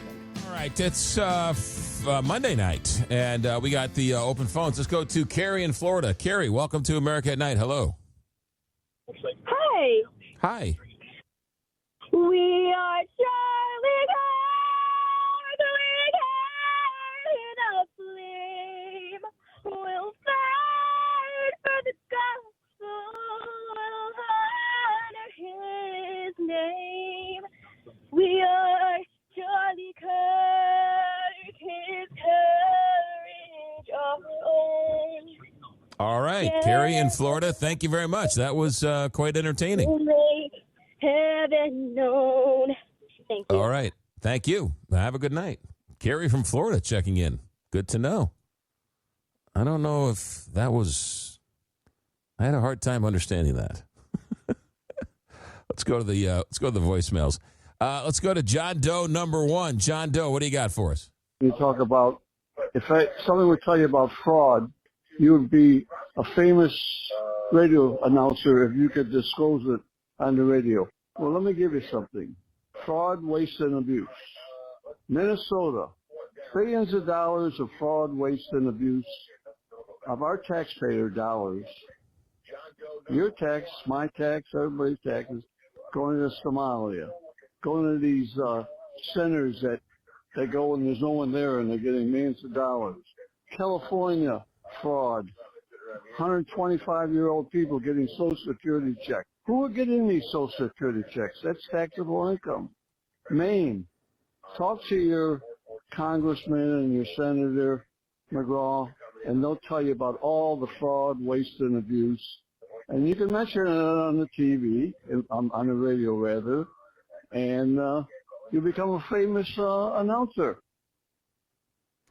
The only problem with that, there's a lot of other states. I think Ohio had a big Medicaid fraud. Mississippi had some welfare scandals that were quite huge, hundreds of millions of dollars in Mississippi. So there is quite a bit of waste, fraud, and abuse, but all of that is out there. That's sort of well known. The point I was making was, I think the person called up. If you know of election fraud going on that needs to be exposed, please bring it to me. It's well documented what was going on in Minnesota. It's well documented what was going on in Mississippi. It's well documented what's going on in Ohio. Those abuses have already been exposed. I want the abuses that haven't been exposed. I think I was being criticized for not wanting to expose the fraud. I would love to expose the fraud. So again, I make the point, if you know of somebody who's voting illegally, if you know of somebody who was in this country and voting numerous times, or lives in one state and is voting in another state, or didn't register but still voted, or in this country with no documents but voting, if you know of voter fraud out there, I would love for you to tell me about it, because I would love to break that story. But the Mississippi Welfare Fund scandal, the Ohio Welfare Fund scandal, the Minnesota Welfare Fund scandal that Merrick Garland uncovered, and all these other things, those are already out there. So it's not. I can't re-break the story because it is already broken. Does that make any sense? So that's sort of the whole idea. 1-844-2-McGraw, 1-844-262-4729. The point was, somebody called up and was critical of something along the lines of, memory says it was Friday, which seems like 6 weeks ago, something along the lines of the story that President Trump brought up last week about the voter frauds. And I think any journalist worth their salt would love to break that story, but you can't break it in a vacuum. You have to have evidence, and you have to have some whistleblowers and some people who were inside the system to sort of tell you where the bodies are buried. But if you ever find something like that, yes, tell me. I would love to break those stories. I'd love to sort of be a part of it. Absolutely. 1-844-2-McGraw, 1-844-262-4729. Scott's back. He just texted in. The Heritage Foundation found 77 non-citizens voting between 1999 and 2023. 77 non-citizens voting in, 24 years. Again, already been exposed. That was the point I was trying to make. But thank you, Scott, who's a partial lifted of his ban. He's allowed to text. Maybe we'll see how he does with the text. Maybe I'll allow him to voicemail in. 1-844-2-McGraw, 1-844-262-4729. We'll come back. We've got more phone calls, more text messages, and yes, voicemails. If you're listening to this and it's not live, we broadcast live between 11 and midnight on the East Coast and 10 to 11 Central. Don't ask me to do the math for Mountain Pacific and Hawaii or Europe. I can't. I'm not that smart. But if you're not listening to this live, you can certainly leave a voicemail, and we will play that for you, and we'll play some more voicemail on the back end of this. 1-844-2-McGraw, 1-844-262-4729. Stay right there. America at Night. Back in a moment. This is America at Night with McGraw Milhaven.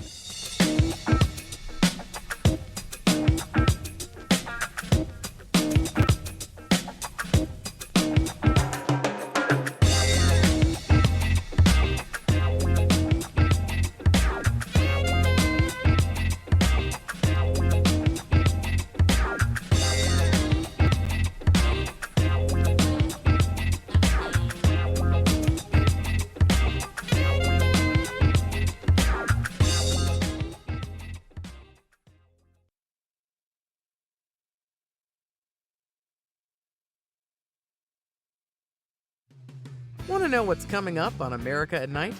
Text RUNDOWN to 844-262-4729. 844-2-McGraw for your daily show preview, delivered straight to your phone. Some news for you. Darlene Graham. Do you know who Darlene Graham is? Lindsey Graham's sister, who was just appointed by the South Carolina governor to fulfill his term, has just announced that she is going to run for a full Senate term to replace her brother. She's the sitting U.S. Senator, and she says, sure, why not? I will run for his Senate seat. So a woman who doesn't have much of a political career or a political background, sort of a blank canvas, if you will. We don't know much about her other than she just sort of supported her brother. And if she's like any of my sisters, they love me, but they don't agree with anything I say. So we'll see how that turns out. But Darlene Graham announcing that she's going to run for that Senate race in South Carolina. A couple of text messages. Let's see. Glenn in New Mexico. Trump looked as if the lights were barely on yesterday at the World Cup celebration. The FIFA bosses was tugging at his sleeve, and Donnie just started his robotic clapping. I think you're piling on, just like they piled on with Biden, even though Biden did look like Uncle Junior from The Sopranos searching for the newspaper in the front yard in his housecoat. Donald Trump doesn't look that bad. Let's see here. Hawley, New Mexico checks in. Hey, you're an all right guy. To err is human, but to give divine. McGraw, our country is going down the same path as the Romans. They had high inflation, corrupt leaders, corruption in government. Attempts were always being made to assassinate their leaders. The people became immoral in their lifestyle. Their military was overextended and not as effective as it could be trying to police such a large expanse of its empire. We are the modern-day Romans, and pro football players are our modern gladiators. God bless America at Night. Also forgot to mention that the Romans had a large national debt and crime. Really interesting. Let's see here. All right, let's go back to phones. Sherry in Fredericksburg, Texas. Sherry, you're on America at Night. Thanks for calling.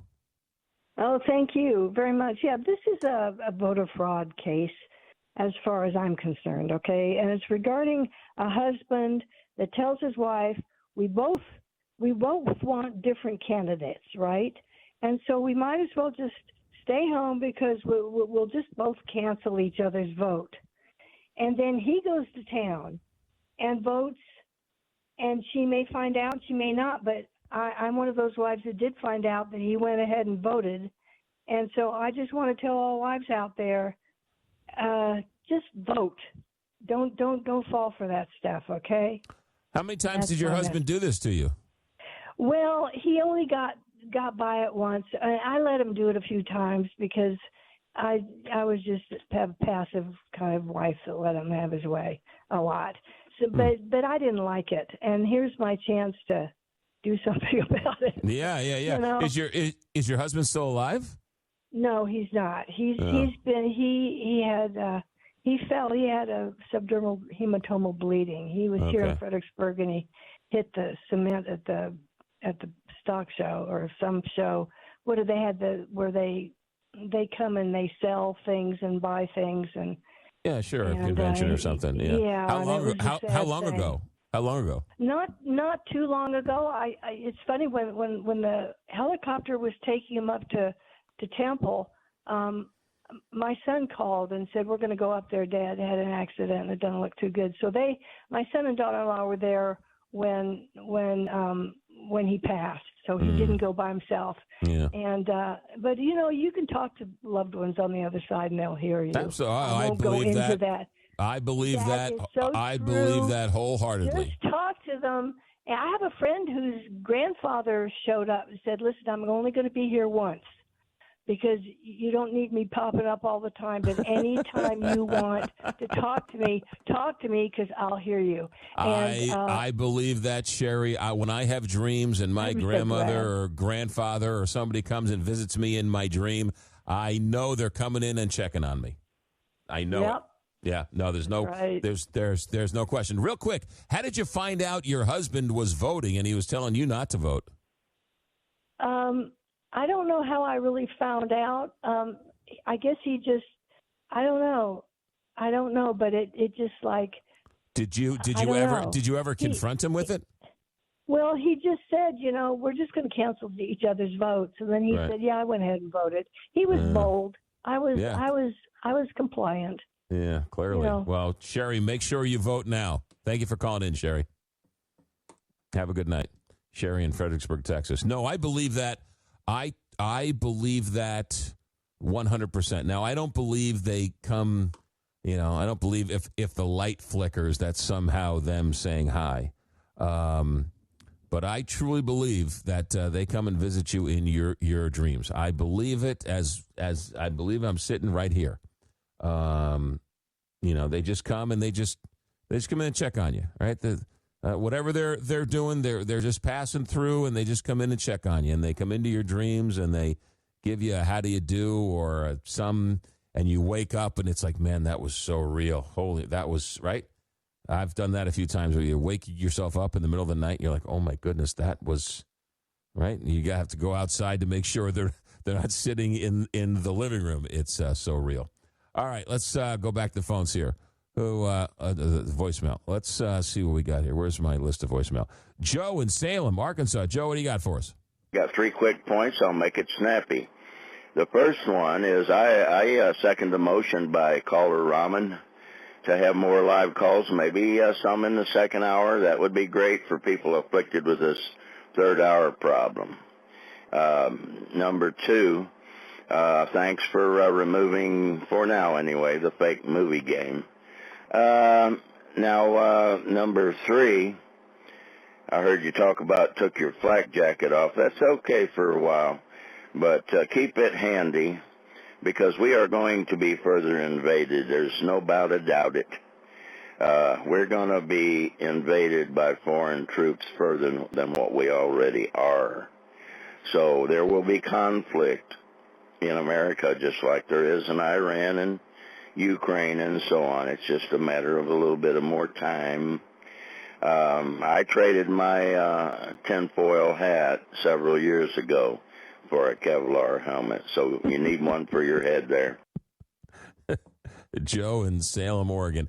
Yeah, I'll try and do more topics in the second hour, but the way this show is set up and scheduled, it's kind of hard to do. But if people call up, I'll do what I can. I'm still trying to get my legs under me. But, yeah, if we dedicate the third hour just to phone calls.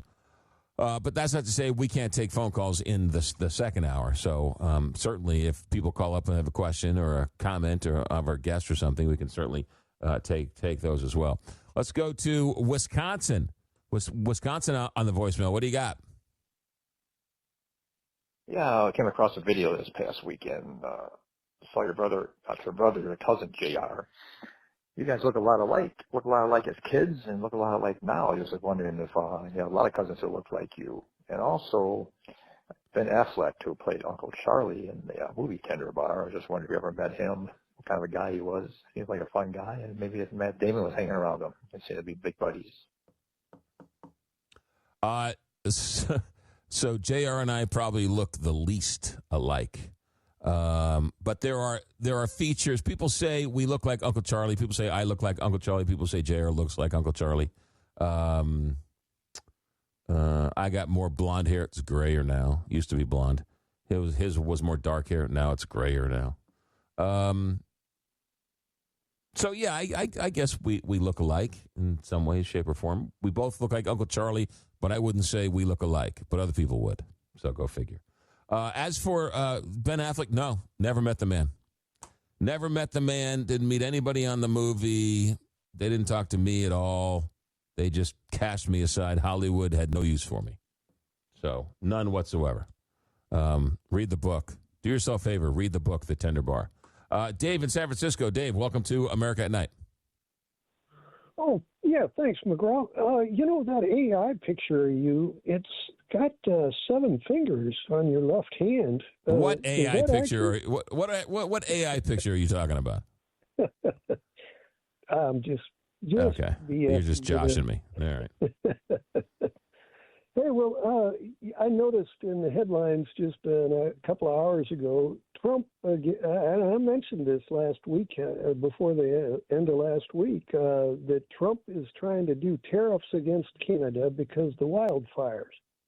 He's not doing squat to help them put them out. He wants to make them pay more money to him.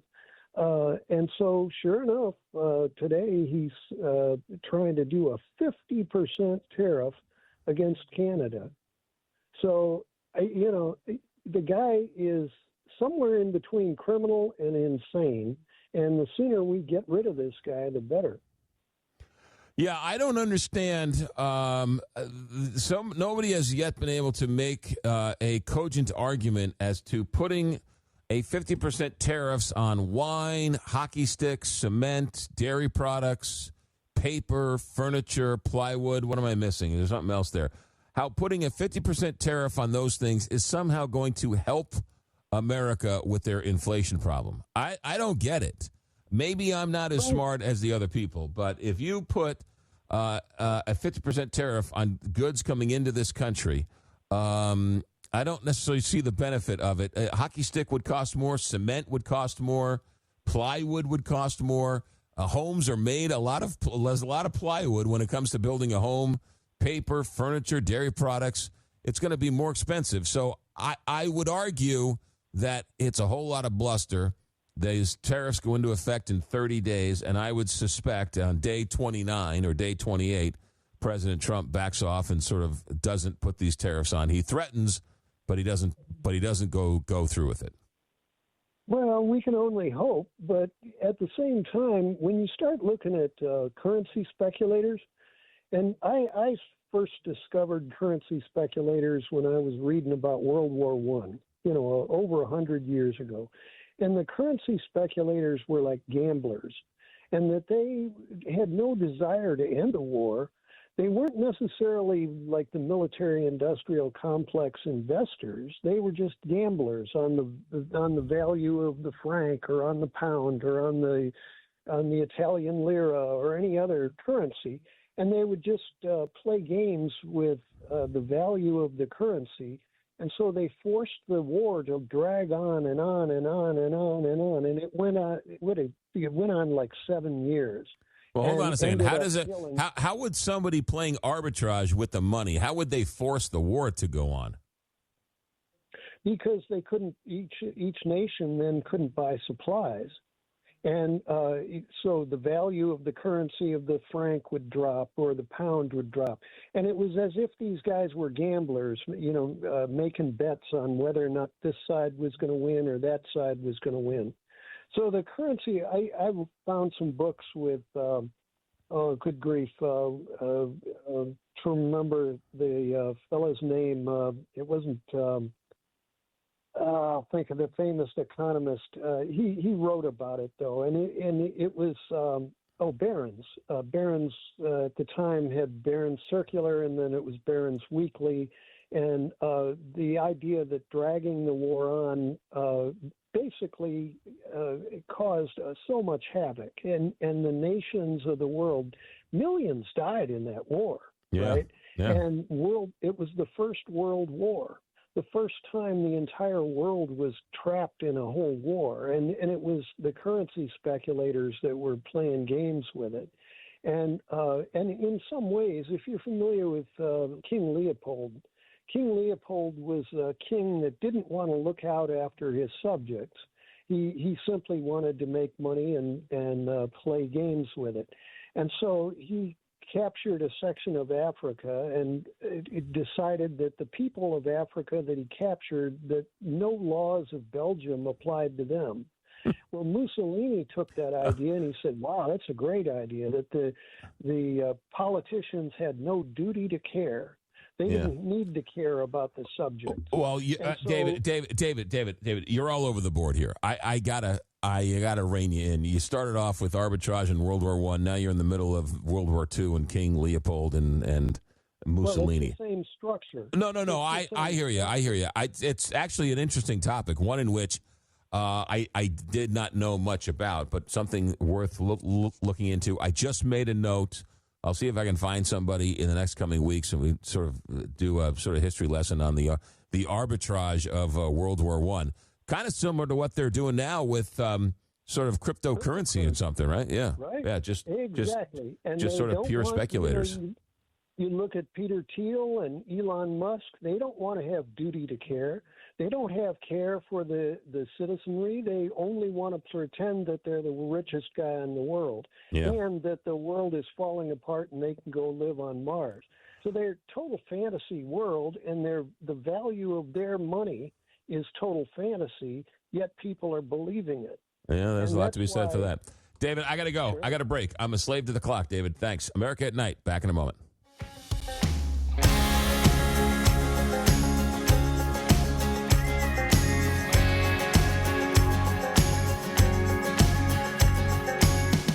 Text line is open. Send us a message at 844-2-McGraw. That's 844-262-4729.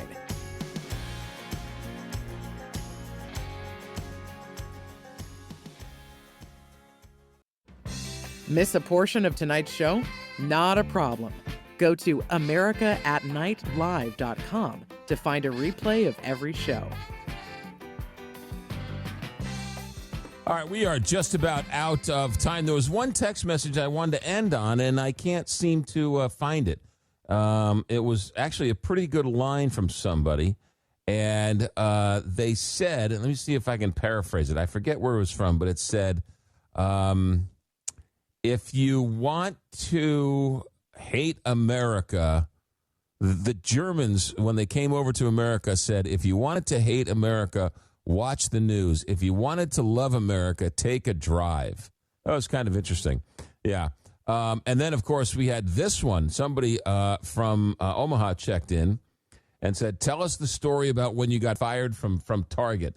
I do not have enough time to tell you the story about when I got fired from Target, but it's a good story. Remind me tomorrow night. And if I think of it, I'll tell you the story about how and when I got fired. Is fired the right word? I was gainfully employed, and then I was no longer gainfully employed. So fired is a bit of a strong word. But it's a pretty funny story. Man, I've had some crazy jobs in my day. We should do a show. Maybe we'll do this week sometime. We should do a show. Just the craziest job you've had, the silliest, dumbest job you had, and what you had to do for money. Because I'm sure there are some crazy stories out there. Maybe we'll do that one night.